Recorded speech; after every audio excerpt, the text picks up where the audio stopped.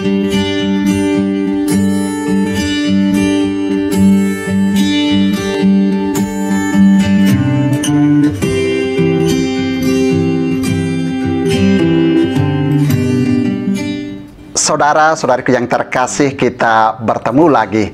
Kembali Anda berjumpa dengan saya, Pastor Igo Walerubuni MSC, dalam Kisah Para Orang Kudus Setiap Hari. Hari ini, tanggal 21 September, kita memperingati Pesta Santo Matius, Rasul dan Pengarang Injil.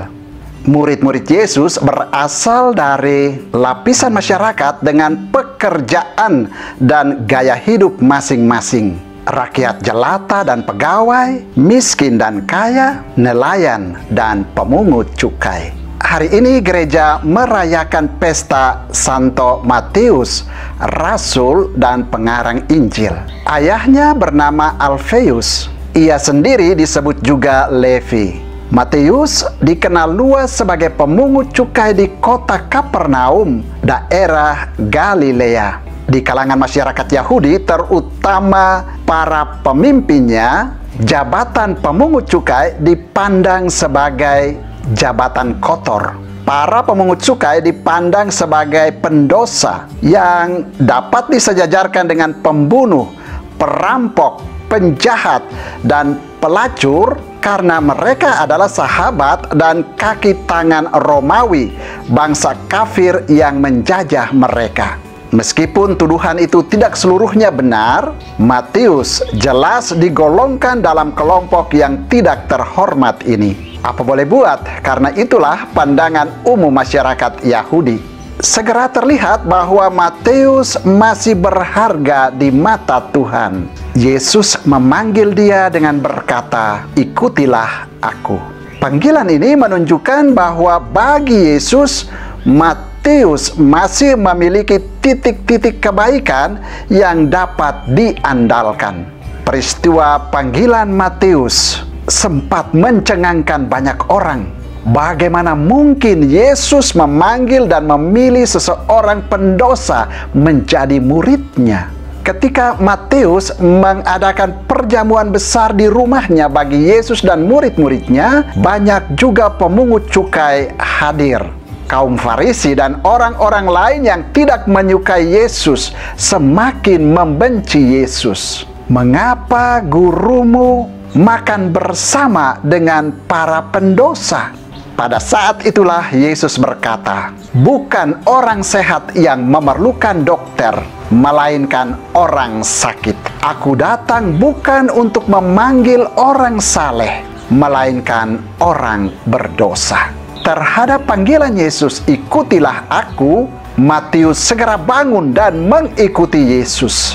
Ia meninggalkan seluruh hartanya yang banyak dan dengan rela memulai suatu hidup yang baru bersama Yesus dan murid-murid lainnya. Sikap tegas Matius menunjukkan bahwa ia memiliki sifat-sifat kerajaan Allah, yakni semangat kemiskinan dan pelayanan, terutama cinta dan iman kepercayaan akan Yesus.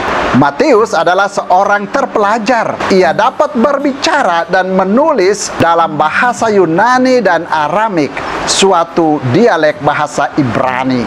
Riwayat hidupnya tidak banyak diketahui, baik sebelum maupun sesudah dipanggil Yesus. Menurut tradisi lisan purba, setelah Yesus naik ke surga, Matius mewartakan Injil dan berkarya di tengah kaum sebangsanya, orang-orang Kristen keturunan Yahudi di Palestina atau Syria, selama kira-kira 15 tahun. Selama itulah ia menulis Injilnya yang berisi pengajaran agama dan kesaksian tentang Yesus kepada orang-orang Kristen keturunan Yahudi.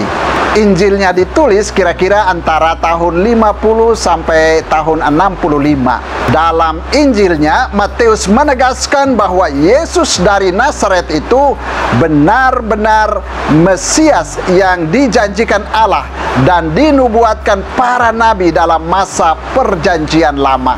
Ia membuka Injilnya dengan membeberkan silsilah Yesus Kristus mulai dari Abraham sampai Maria yang melahirkan Yesus. Dengan silsilah itu, ia mau menunjukkan dengan tegas kemanusiaan Yesus dan kedudukannya sebagai penyelamat terakhir yang dijanjikan Allah. Itulah sebabnya Injil Matius dilambangkan dengan manusia bersayap. Setelah menulis Injilnya, Matius pergi ke arah timur, ke Masedonia, Mesir, Ethiopia, dan Persia. Konon, ia mati sebagai martir di Persia karena mewartakan Injil tentang Yesus Kristus. Saudara, demikianlah orang kudus yang kita peringati pestanya pada tanggal 21 September, yakni Santo Matius, Rasul dan pengarang Injil. Santo Matius, doakanlah kami. Tuhan memberkati.